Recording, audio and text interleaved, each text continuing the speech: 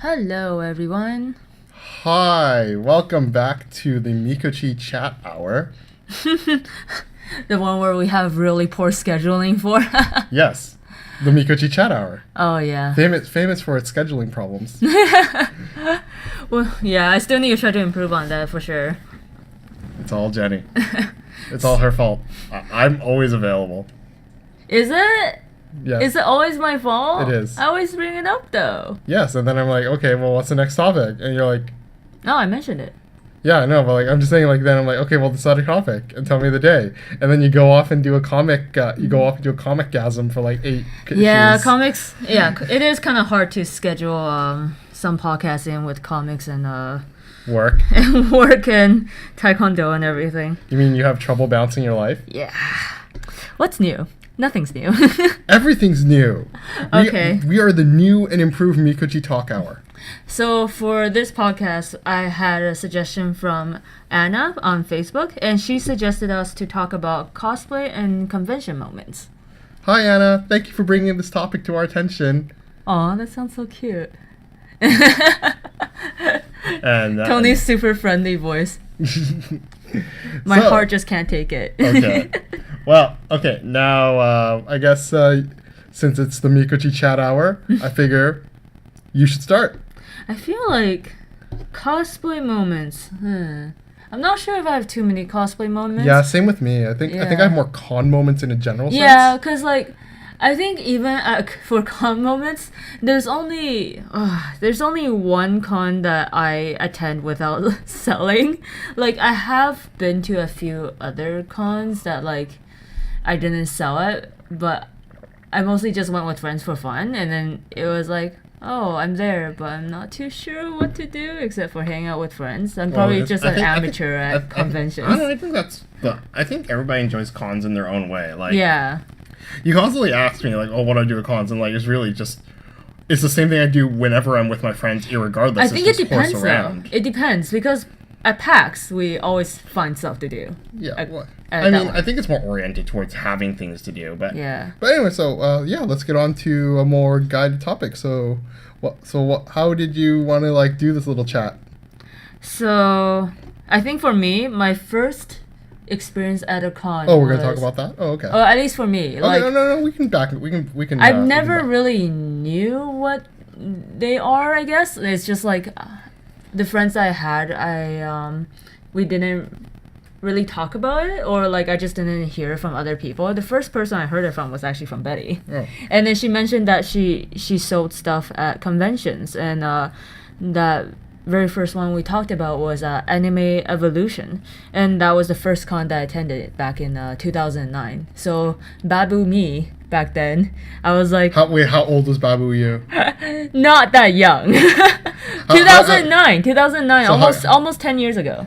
Wow, you were such a Babu back then. So not really Babu, but like before 20s. Okay, fair Yeah, enough. so- fair enough.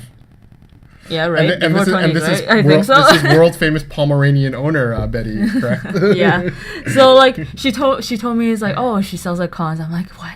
You can sell artwork at a place and then that's a thing you do?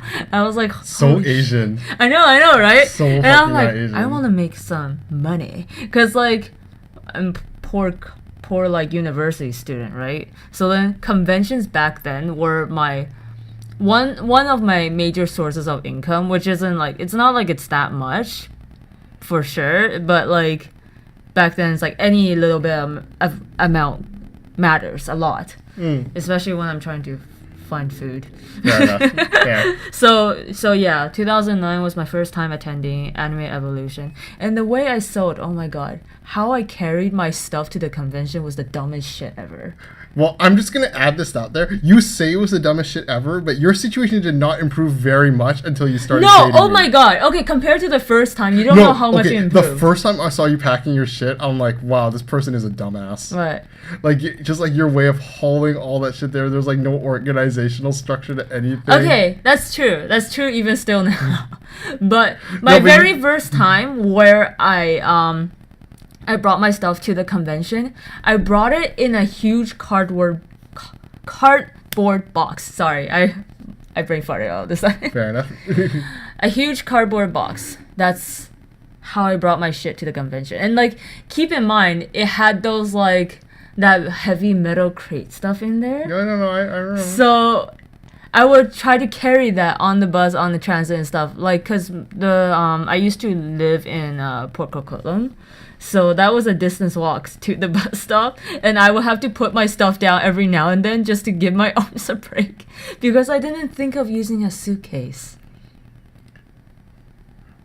Would you? So that was my very first time. Would you agree though? Your situation of bullshit you've dragged to conventions has gotten a little bit better since you've gotten a significant other that will drive you in a vehicle that is propelled by a combustion engine to conventions. It has gotten a lot better. It helps a lot. It's like a crazy amount because I have so much shit and I have so many different shit. And I'm just saying, it's only within the last, like, I think 2 years that you've made a concerted effort to actually organize your shit. To make it, like, a lot better and stuff. In the sense that, like, it doesn't take a crazy person in an insane asylum to figure out how to unpack your con shit. It was so... Yeah, I did it, like, so stupid. Okay, I'm not gonna lie to you. I manned her booth once, and I needed an adult so badly. Like... Because I have too much shit. Exactly. I manned her booth once, and I was like, I figured it out, but oh my god, the amount of, like, it looked like I was a first day waiting staff. You know how, like, there's so many people who just have prints at their booth. And I'm always that person who looks at them. I'm just like, damn it. I wish I was one of those people. All they have to do is just bring prints. You want them to, you would like the luxury of saying, oh, I'd like print A9. Oh, A9, A9, here you go. Yeah, but mine is like plushies, keychains, buttons. Before there were bookmarks. There's also prints. Books. Oh yeah, books now and all that stuff. But now I actually have kind of a system. Yeah, it's called she writes everything down on a piece of paper and hands it to the poor sucker she has manning her booth, and then they sort of know what the price is for everything, but they still have a hard as fuck time finding it. I don't get like people to man it a lot though, cause like remember when I was at VanCaf and I was just like, I really need to pee. Who can save me? I couldn't. A lot of the staff was busy with other things too. As they would, so then like I was like desperately just waiting for a friend to come by, and then a few friends would come save me. I'm like, oh my god, I can release my bladder now. Okay. So that was your first con trip. AE. So my first con, and I actually don't remember the year that I went for the first time. It was when I was in like earnestly in university, and it was actually AR, so I actually legit can't remember the year. It was my friends mentioned, oh, like my friends like reminded me that they had a con at SFU, and like I had accidentally actually walked into AR accidentally once when I was. Are you talking about AR or AE? Oh, sorry, AE. Sorry. Yeah, oh, wow, AR sorry. came afterwards. So, AE, Anime Evolution. Yeah. So I had actually accidentally went to one when I was looking at SFU for my school. So really? I was just checking out the campus, and then it happened to be that day. Were you like walking and you're like, oh my god, what is this, heaven? What are all these people? And I like, then I realized all these animes. Then I realized it was a convention. I'm an idiot. But like the actual first year, I attended was actually the first. It was actually the first year I was actually a volunteer as well because they wanted some staff to help. They need some staff to help. Oh, you volunteered on the first year that you went? Yeah. Then wait, what? But I thought you were going to school. Yeah, like day.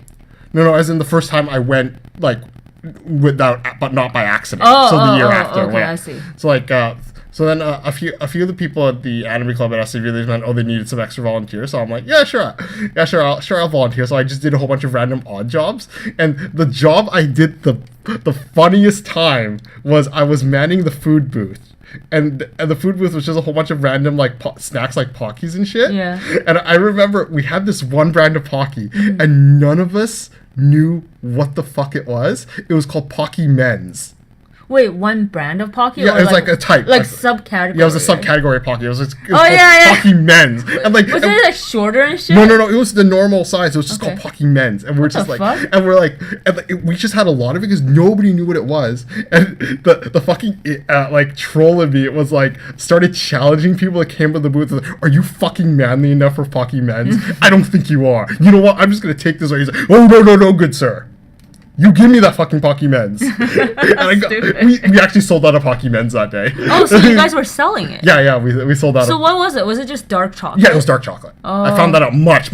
Actually, I found that out like the next year. Guys, remember, if you are a woman, you are not able to eat the dark chocolate anymore. Yes, if you're a woman, you have to eat Pocky Women's. Because no woman would like the Pocky Men. Actually, if I remember, there was actually a girlfriend or a girl of a friend that said like, "Oh no, dear, I'm man enough to have it. You just aren't." And then she bought it. I would just buy all the Pocky Men just to spite that shit. Yeah, so I was like, I was paired with a random person that eventually became a guy I kind of hung out with, and he's like, "What the fuck, man? How are you doing this? I've been here for like." With good marketing strategy. Yeah, apparently, what you can do is you can challenge people question their manhood, and they will purchase any product, especially if the product is named Pocky Men's. But yeah, that was one of my first experiences at a con, and yeah, I remember I did that for my first day, and then essentially you work one day, and then and that was like one of the jobs I had that day, and then the other days you kind of end up being free to walk around. Okay, what was your first cosplay? My first character that you cosplayed. My first cosplay was I can't remember his name. It was the adult form of it was from Gurren Lagann. Oh, Tony's using his computer. Yeah, because I can't. Here's all the clicking. You can hear me. Adult. It was like, adult. Did you actually want to do it, or did someone ask you to cosplay? No, I really was into Gurren Lagann at the time. Oh, so you actually wanted to do it. I can't remember his name though. Still haven't watched this anime. I like it. I think, to be honest, I think if you liked Kill la Kill, I think you would like it. Oh, okay. So, worth a shot? Yeah, I think so. Okay. Was this the guy? I can't remember. What did he look like?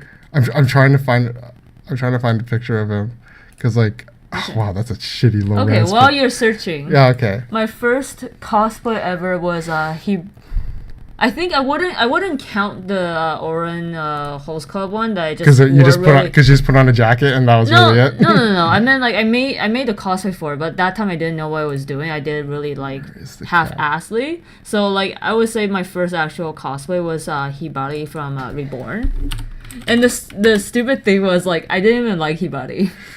It's because I felt he was kind of easy. I just made the coat and then I cut the wig. Oh no, wait! I didn't even cut the wig. I just used my own hair. Oh yeah, I guess you had the short. You had the short hair back then too. And right? I just like styled like his, right? And then I had the little bird. Wow, it's just like less and less. And I think I got a necklace too, but yeah. Oh man, I can't find their adult version because everybody likes. Oh my god! This is the young version. What the hell is that dude? It's a little guy with a poncho. Yeah.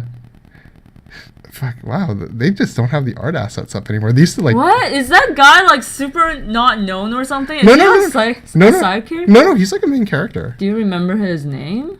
Oh no, there he is. Like that's him, but you can't really see his costume. Why that guy?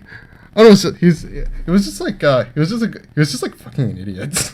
Oh okay. You know, I like kind of like stupid characters. I like he was overly serious about everything. Oh, so like it was kind of like a trolly ass character. Oh, okay. Yeah. Cool. Yeah. But okay. So anyway. Can you describe that guy? How he looks like? Well, he just wears a long uniform. Wears a long military uniform when he's an adult. A white uniform. Yeah, white. With a weird strand thing out of his forehead and a ponytail. That was a little bit of an annoyance. How did that look? A lot derpier than you would think. Okay, guys, I've never seen any of Tony's cosplay pictures. He always. Like, especially when we just started going out, he always talked about, oh, I cosplayed so-and-so. I've never fucking seen them. Okay. I'm still trying to look for it, even to this day. So, what was your next topic? Wait, that's all you said? No experience with him? Oh no, it was just like the first time. It was very hot. Was it spontaneous? You're just like, oh, I want to try cosplaying this guy. Yeah, and a few of my friends, we were all watching Gurren Lagann at the time. It was with some friends, and yeah. I remember just like back then, I really liked Reborn, but like I didn't like Hibari, but I cosplayed him. We all had that time where we like made mistakes, like liking Reborn. Reborn's not bad. It's just. I don't like how they don't actually kill the characters in there. It feels like there's no like stakes. You know what's funny? At this point, I don't actually know how the show ended. I'm like, I finished the anime. Reborn's one of those shows I feel like I'm gonna look up the ending in like randomly at one point. Okay. And just see what happens. Okay, I finished the anime. If people are still interested in watching Reborn's anime's ending, you guys can stop listening for like maybe 2 minutes. But anyways, the ending of the anime was pretty much all that shit that happened, like through like all the epic fights and stuff, right? It didn't really matter because afterwards everyone came back. Again, magically, because all the time reversed and shit. Okay. So nothing mattered. So that's what I felt like. Does he become the next like shit? What the fuck? I think they got something after, like they got like I can't remember. This was a long time ago. In the sense of like it's like I assume it's like a lot of shonen series where the anime stops. They got a ring or something. I can't remember. Yeah, but you know what I mean? Though, like it's like the anime stops, but then the comic keeps going. Yeah. I'm just like I'm kind of curious. But it's just that ending for it. I was like, what was the point of me watching all this? Like literally, it felt like nothing. It feels like those kind of story things where the worst feeling is someone woke up from a dream. It was all a dream. That's what it felt like. You mean the end of Mario 2? Yeah. Like that shit is like unsatisfying. To me. Except there's only one ending of that I would accept. It's like the joke ending me and my friends made up for Harry Potter, where Harry wakes up and it's all a dream and Dudley's running up and down the stairs telling Harry it's time to go to the orphanage. Oh my god. that was like the funniest troll ending I wish was at the end of the Harry Potter series. Okay, so what was the next thing you want to talk about? Next thing, What's your favorite things to look forward to in a con? Favorite things to look for in a con are... Okay, I know it's like a weird thing, but there has to be some buzz of excitement at the con. And like I mean it from both the staff and the attendees as well. You haven't attended a lot of cons like now. No, I haven't. Like, but what I'm saying, like, what I would like, because like here, I'll talk about an experience at a con that like was completely random and like... It sounds like the weirdest thing of why I thought it was a good con. So I went to KomoriCon with some friends down in near Oregon. It was just like on the border of Washington and Oregon because I think it was in other Vancouver, like Vancouver, Washington. So the weird thing. Okay, Vancouver, Washington. The people there are so friendly. Oh, really? Like, yeah. It's like, because usually you get an anime convention in town. Wait, that's in Seattle, right? Isn't it? No, Vancouver, Washington. Oh, okay. I'm stupid. I just literally said Vancouver, Washington. No, because I guess, like, I thought Seattle had a Washington. Seattle's in Washington State. Oh. So Jenny doesn't really understand I'm Canadian. States and city. So how is the city of New Brunswick? What? Or the city of Nova Scotia. You know what? Let's just ignore how dumb I am. But anyway, so usually you roll in a convention. There's certain about from like because like it's weird. You mean some people are rude or like there's like an apprehension, but like I remember going to every shop when we were in other Vancouver. Yeah. Or to them, Vancouver. Yeah. And like everybody was so friendly and accommodating. They're like, "Oh, you guys are in the you guys are at the anime convention in town. Oh, it's great. It's so great having you guys." It was just you mean the people around? Yeah, like the town itself was very accommodating. Like not the actual convention. Yeah, but like that. It was that, and then the convention staff. That's real cool. Yeah, and then the convention staff were super accommodating. They were like, shit. They were just organized people. It's like, oh, hey guys, we know you guys want to get into the vendor area. We're just gonna try to form this queue line. So like this other queue line, and they were just like very friendly. And then they had their staff walk around. It's like, hey guys, like it's super long. Do you want us to bring out some waters and things like that? How come you never want to go back? I heard it like changed a lot after. Oh really? Yeah, it changed a lot. Oh, after. that's disappointing. But like that was like a very spontaneous year we went down, and it was KomoriCon. Yeah, KomoriCon, and that was the infamous year. And here's as great as the con was, the story of our hotel room. Oh. Did I ever tell you the hotel room that smelled like hooker? You say hooker and cigarettes, right? No, like that's how it's like. It just smelled like mistakes, cigarette smoke, and a little dirty. Oh. So, you said, but it was a motel, right? Yeah, it was a motel. So it was an Econo Lodge, actually. Oh. So like, the best was like good old me and Kevin. We opened the door and we like step into our room, and we both have the same look, and we look at each other. It's like, does this room smell like hooker? and then he's like, I love how you guys just like immediately you're like, yes, smells like this. And we just looked at it and we're like, that is the smell, and we're like trying to describe it. How do you know what hooker smells like? I don't know, like it's just like maybe they smell pleasant. I'm sure they do. I'm sure they do. And then we walk over to our like friends, and he's like, and they're like, they look at us, they're like, why do you guys have that weird fucking look on your face? Our room smells like a hooker. And they're like, can we smell your room? And they're like, our room smells fine. What the fuck's wrong with your room? And then they walk over, and they're like, holy shit, your room smells like fucking hooker. You couldn't ask to switch, or? No, they're fully booked. Oh shit. And it was a place to sleep, so whatever. Okay. And like, honestly, our tolerance for bullshit back then, it just like smelled like dirty smoke and mistakes in that room, in that hotel room. Well, yeah. Other than that, though, like the con itself was fine, and that goes to show it doesn't matter where you sleep at a con, except at the convention center. Don't sleep at the con itself. Oh my god! Don't do that. When I hear that, I'm just like, don't do that. That's a little weird. That's a little weird. Yeah. But it's not about where you sleep. It's about how you have fun and the people you're with. Because legitimately, I could imagine if I'd gone to that encounter, walked into that room by myself, it'd be a lot less of a funny story. Nope. I'd probably be that would be like an instant nope. I would probably be irritated by that. Yeah. But like, because I walked in there, we had that stupid funny moment where we looked at each other. We're like, it smells like a hooker. It's just so it was a very stupid funny moment that has nothing to do with the con itself. Komori Con was great, and like the staff was great, and there was a good energy to the people there, and it was like it was a really good con the year I went. I think legit, I'm being fully honest, and like it sounds like a cop-out answer, but the thing I do look forward to the most is when I see readers. When I see my readers. Oh.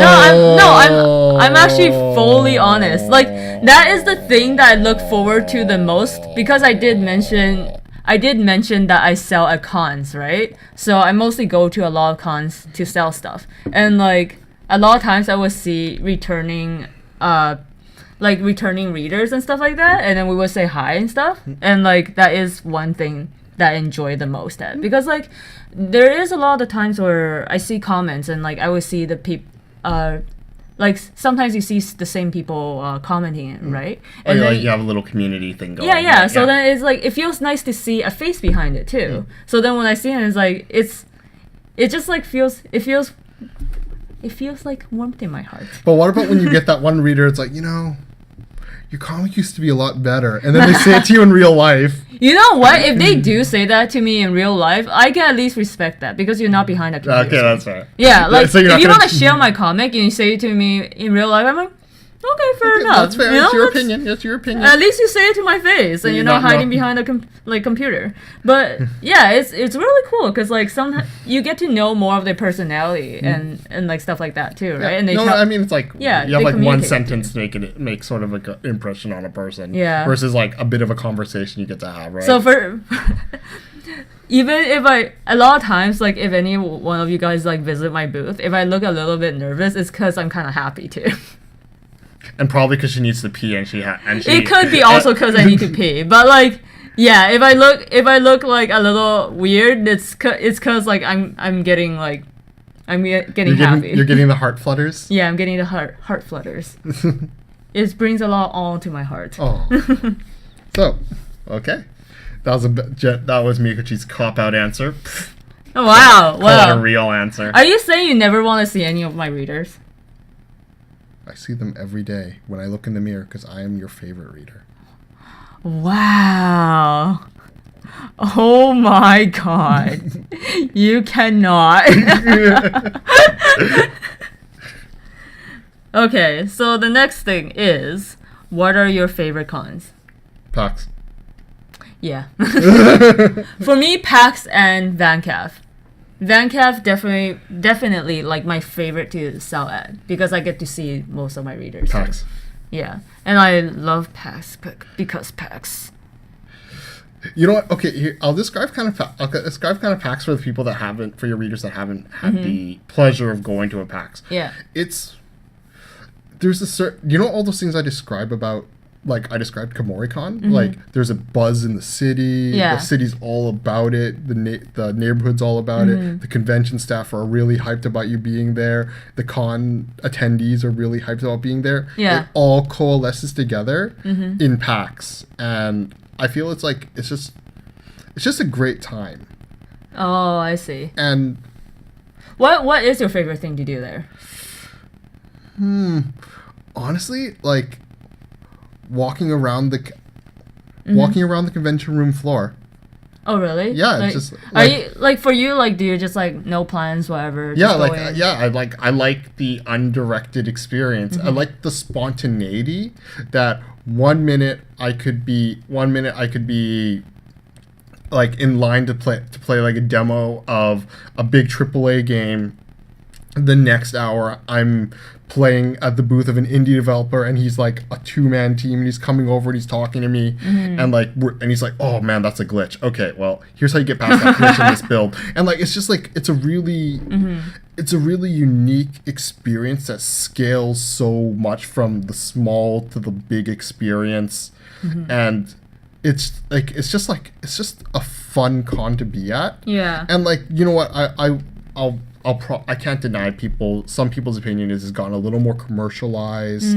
It's definitely has always been a commercialized thing, but like it's gotten a lot more. What do you mean opinion? Like what? Some people are just like, oh, it's all about like, you know, the spectacle now, kind of like how people used to, and like it's mainly geared towards developers premiering their big game. Oh, I kind see. of like you mean like it used to be more focused on indie stuff, and then it became more like big games. Yeah, like I remember AAA. Yeah, I remember it was really cool because like one thing I will say about the makers of Penny Arcade who started the con is they have never shied or stepped away from their indie roots. In the sense, like I remember one year when I went to SakuraCon before they got like exploding big. Yeah. They just had a normal booth like you. At SakuraCon, and what a damn dream! And actually, my brother actually still has this poster. So oh yeah, I was able to meet both of them by and both of them signed a poster for my brother that I bought from him as a gift for like because I don't know, I was being a nice brother, I guess. Yeah. And like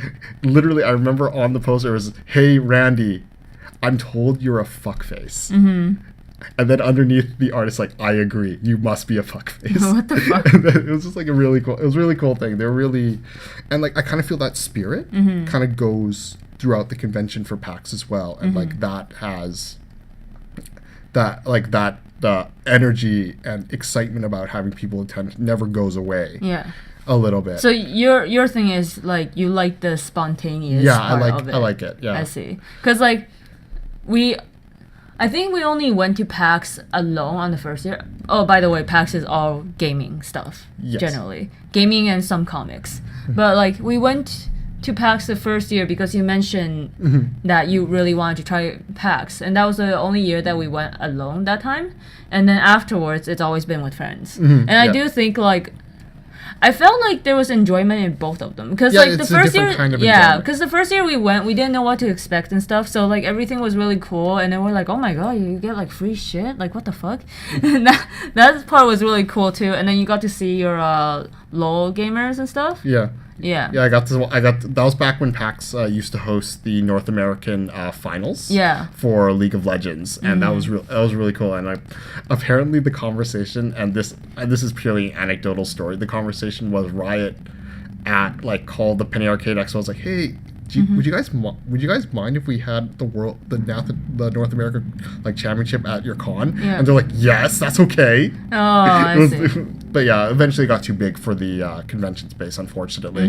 But yeah, it was a really cool thing. It was really. Tony really likes League of Legends, so he was you can imagine how hard his dick was when he saw that huge arena. I've just never seen your face light up just immediately. It was really cool back then because they used to set up beanbags in the viewing area right below the players. Oh my god, the beanbags. Oh, some people are so rude. But I won't talk about that. But for me, it's like, and you know what's funny? Like, the best memory I probably have at PAX is probably one you don't remember, is when you were super drunk the first time we went to PAX. Oh my god, Double Dragon? Yeah, and then we went to the indie area, and Jenny had never played Double Dragon 2. And then I'm like, this game was really big in my childhood. Do you want to play it with me? You are such a shit. So I turned on 2-player B mode, which is the damage your ally mode. So like, she was so drunk, and I did my spinning kick. I was tipsy. And then I'm like, did you just kick me off the roof? Yeah. I'm like, no. You've done that a few times. And the second time, I'm like, what the fuck? You kicked me off the roof? You can do that? I'm like, no, you're fine. You're fine. It was just like a really spontaneous, like, let's go play some NES games. Okay, that's honestly some of the best shit. Like, you can just go into, like, whatever. They have, like, a fully PC area, and they have, like, consoles and all that stuff. And then you can just, like, go in and rent out a game and then play it. It's great. I think that is one of my favorite part too. And then like you get to see a lot of like random shit that you're interested in. I think your favorite was when we found the Burger Time arcade cabinet. Oh my god. Okay. Wait, I think I talked about Burger Time. Yeah, I think you talked about Burger Time. But anyways, Tony wouldn't. Okay, just a quick anecdote. Of what it was. So Burger Time is just this game where you make burgers, and I was talking about there's like these scary ass fucking eggs and like sausages that will try to chase you, and you're a chef character. And you're just trying to like make your burgers. Tony didn't believe. I just had never encountered this game. Yeah, he was like, "What the fuck is that?" You were like, yanking my chain and shit. But apparently it's really famous, and like I guess it was just like that weird part of childhood. I missed this game. So I found a gaming cabinet of that, and then I was so happy. Another time that when we went another year, and my friend Betty was with us, so I was playing. I was playing Burger Time, right? And I was like doing pretty well. All of a sudden, my character starts like using the pepper, and that pepper is like what you use to stun the characters. And I'm like, I'm not pressing that. What the fuck? And then I just turn around. Betty's like, what does this do? And she was like pressing the pepper button. I'm like, well, Betty. And then immediately I just got eaten by like an egg or something. I'm like. The fuck? I don't know. It's like, and it's just like little experiences like that. It's really fun. It's like the discovery of like, oh, there's a thing. Yeah. Let's go do that thing. And then you can collect like pins and stuff. Yeah, and 100% recommend. And it's just really fun. So yeah, that's by far my favorite convention experience. Speaking of that, we're obviously going again. We're gonna be at PAX again this year. Yeah, and I think like my other favorite was VanCaf that I mentioned, right? Like VanCaf is a fully just mostly indie comics convention in Vancouver. They have some more bigger title comics too, and then it's really cool because most of the art in there are mostly original and stuff. Mm-hmm. So like it's one of those perfect conventions that's like made for indie comic artists. Yeah. Because there is the unfortunate reality of it is when you bring an indie comic to like let's say an anime convention, you might not hit that right audience. Because like there's the expectation of what you're gonna see at an anime convention. Yeah, exactly. So like I can understand the need for a dedicated. I mean like space. Original stuff still definitely sell. It's just like at VanCaf, I feel like most of the audiences that go, they expect original stuff. Well, yeah, that's the thing though. Yeah. You're it's the expectation. Oh yeah, for sure. So what are some other cons that you wish to go in the future? In the future? Because we should definitely try to go to a few more. Yeah, in between. Like, isn't there like Comic-Con and all that stuff too? Yeah, but I don't know. Like, I don't think I could do a whole day. Like, there's cons like I personally would enjoy, but I would never subject you to. I mean, I could try. Are you sure you want to go to a 4-day board game convention? There's a board game convention? Gen Con. Dungeons and Dragons for 4 days. Okay, I'm just saying, like, I know we have different interests and everything, but, like, there's certain things I would still try to experience with you. 4 days of war. 4 days. If you want to. You can deal with 4 days of. I'm Dungeons legit and like if Dragons. you want to, like if I get bored, maybe I'll just whip out my sketchbook and start drawing. But like if you want to try to go together, I will go with you. Okay, well, I'll put that on the consideration list. Okay. Is that like the only one that you? Yeah, because it's such a unique one, and like it's really. Is there good reviews for it or? Oh yeah, Gen Con's like one of the biggest things. Oh wow, really? Yeah. I always heard Comic Con. I thought you wanted to go to Comic Con once. Yeah, but like, I would, but in the sense like getting hotels down there are super expensive. In the sense like,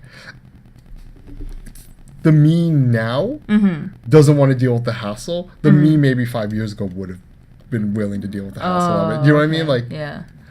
It's like right now, I guess it could be one of those experiences where you've never been to it before, and then once you've been to it, you enjoy it though. But at the same time, like I know me, and like the me now likes to be a lot more comfortable. Okay, yeah, fair enough.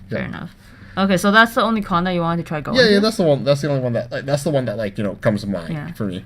For me, like I do want to try going to Anime Expo once. Like that's the biggest anime con in US, right? I think. I wanted to try a few conventions in the U.S. like selling there, but we know how that's definitely kind of hard for non-American citizens.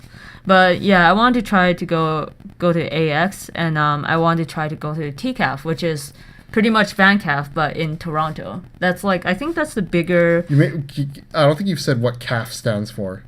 CAF? Yeah, like what that abbreviation stands for. What does this stand? Oh, wait, Comic Association. Comic and Art Festival. God damn! What? Okay, fine. Tony knows more than me. Because I just realized now. Comic and Arts Festival. Yeah, I just realized just for people because you keep saying Van Calf and then like. Yeah. Tony's like gotta expose this.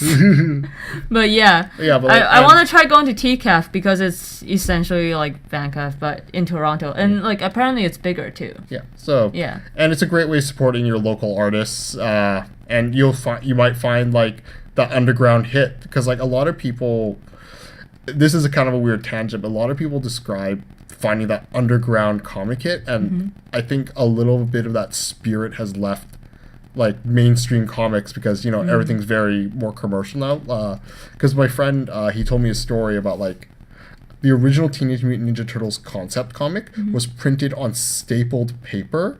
Oh. And sold and like it was like just black and white, and it was like the first edition of it was like literally like an underground indie comic that he managed to do. And like I think that spirit you can find it a little at these CAFs, and like it's a great way of supporting your local artists.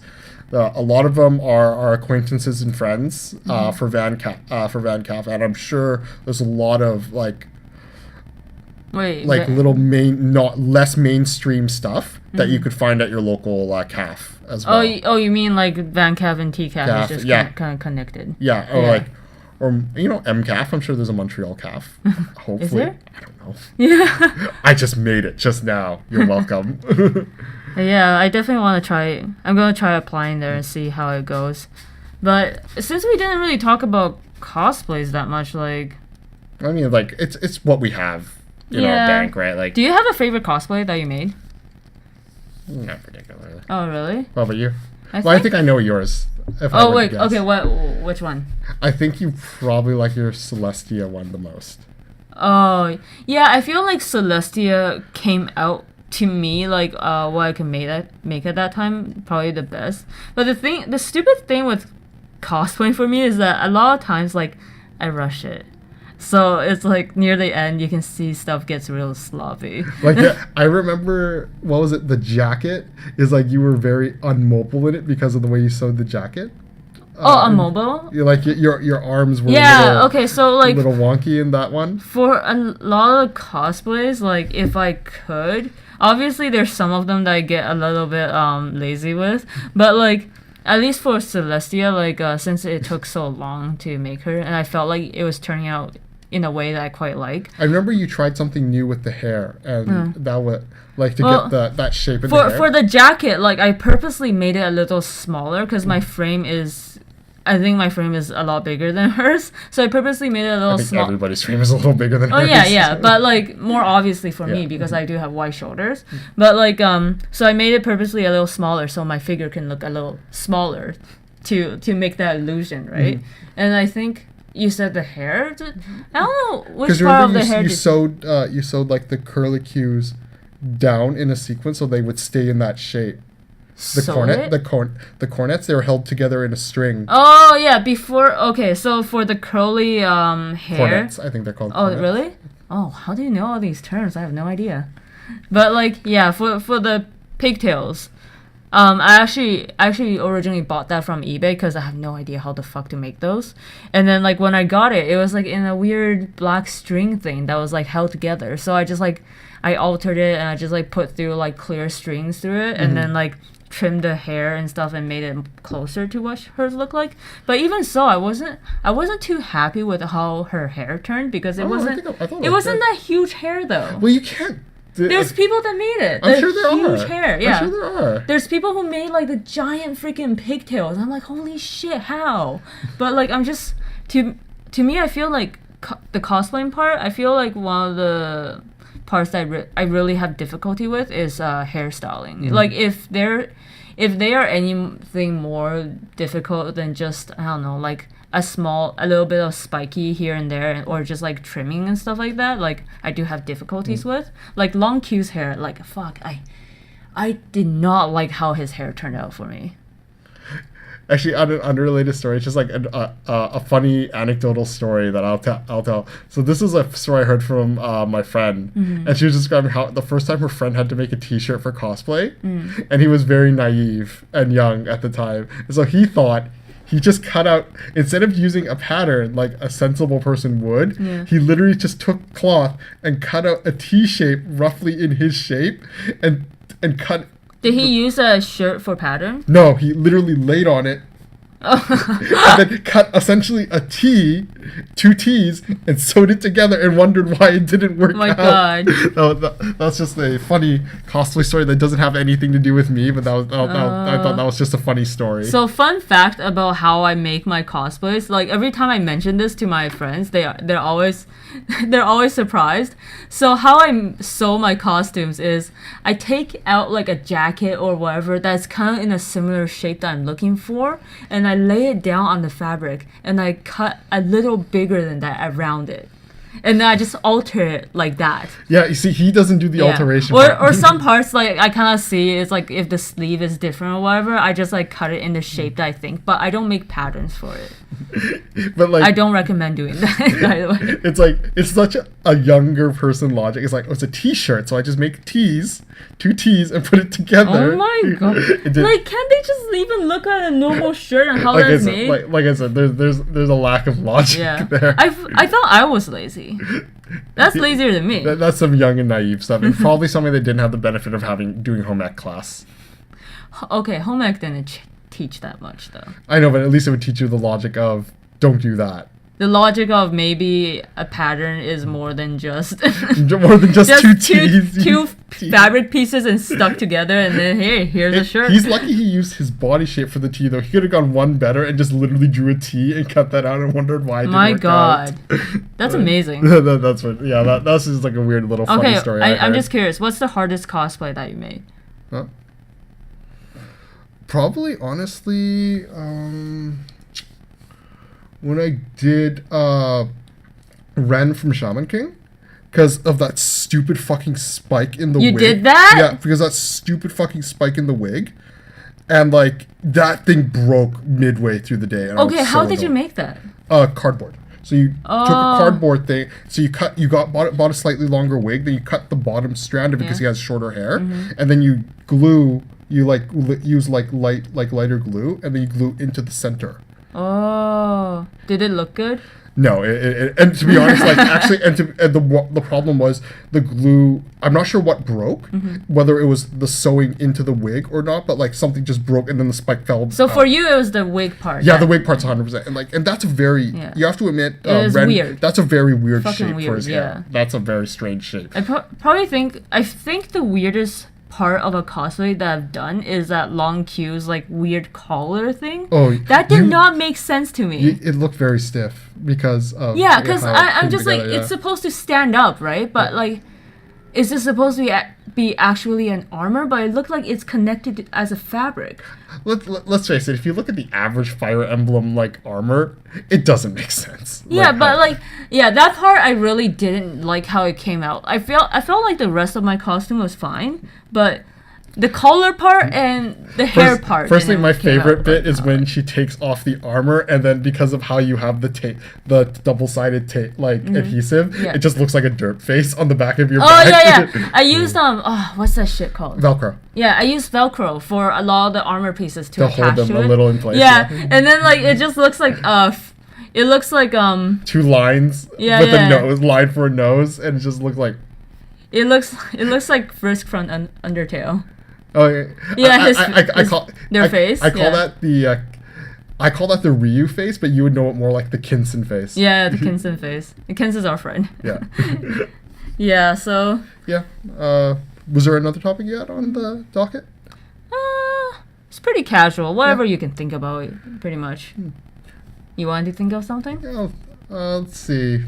I'm trying to think of funny story, like a funny con story I could tell. Funny con story.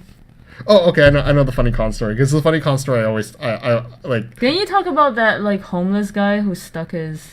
Oh, did I ever tell that story? No, I don't think I ever did. Okay, share that story. I don't think you told it on the podcast before. Okay, so I think this was a year we went to SakuraCon down in Seattle. Yeah, I remember. That's con related. Okay, yeah. So we went down to me and my friends went to SakuraCon down in Seattle. This was before I'd met Jenny. So we were just really hungry, and we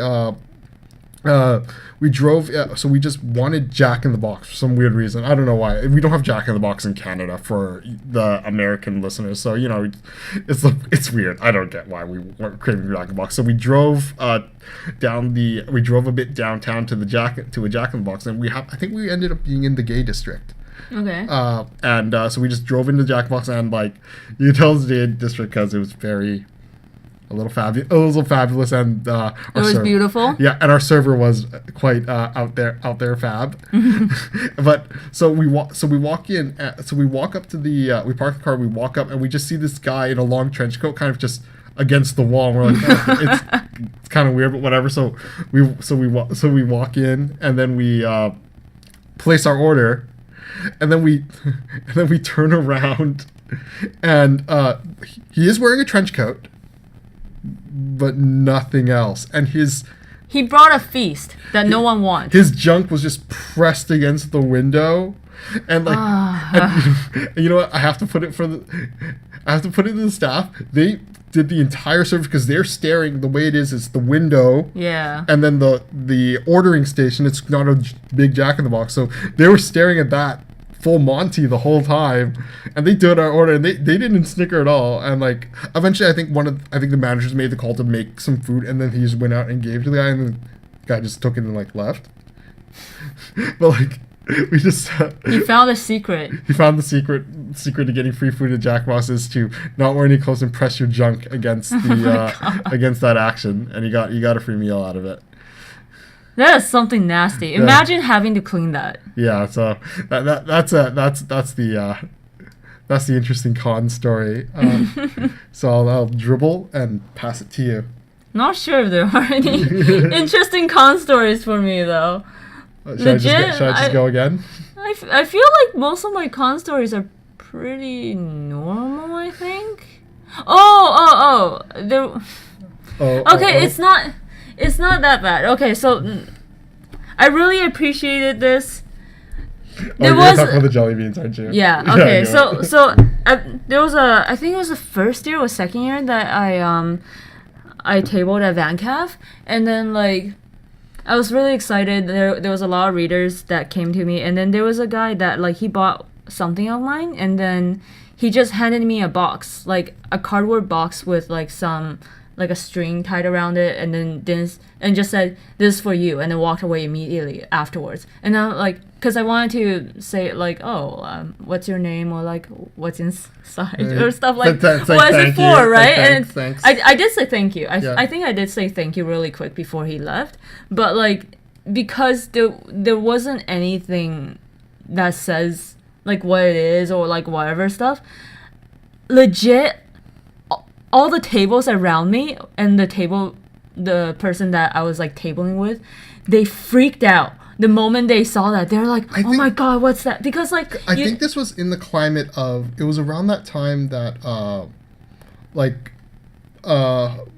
it was around the time that murder trial happened where the guy sent like body parts in the mail. Oh god. I think it was around that climate. But I don't think it's because of that, because there are some cases where there's some artists or people who have gotten gifts from someone before, and then like essentially like they were unpleasant. There was like one where I can't remember where it was, but one of the artists got a cookie from someone. It was handmade, and then they found a razor blade in it. Ooh, okay. Yeah, they cut a little bit in their mouth, but then no, that's thank God, right? Lotus, it wasn't, right? Yeah. But like so like normally in that situation, like I guess it would feel the most comfort when they're standing there and like seeing it's like, "Oh, open it," like having some sort of small conversation. So then they're there, right? Yeah. But like because I think some people can just the be guy was awkward, just shy. or a Like little I still awkward, really yeah. appreciate it because it was a really nice gesture. But it did freak out like my table mates around me, and then like because they were like, "Oh, don't know what it is. Like it could be a bomb or something like that." I know, but it's a legitimate fear. So like I get it, yeah. even though like I had to just pass it down to the person who were like organizing VanCat for a little bit before, and just like, oh, I told them the situation, asked them if they can hold on to it a little bit, and then they said it's like, okay, it's like we'll keep it for about an hour, like if you feel comfortable with coming back together or whatever, or like, and then it ended up like that person ended up checking it for me. She was like super nice. I was like, oh my god, that's to me it was like beyond. Mm-hmm. So she checked it for me, and it was like 3 packs of jelly beans, and like I think I took the card first with me so I can read what's inside. Mm-hmm. So like it turned out to be I read the card. It was congratulating us on getting engaged. It was really, really nice. So because after I read it and I thought it should be okay, I went back to get the box, and then she's just like, "Oh, we opened and checked it for it. It was jelly beans."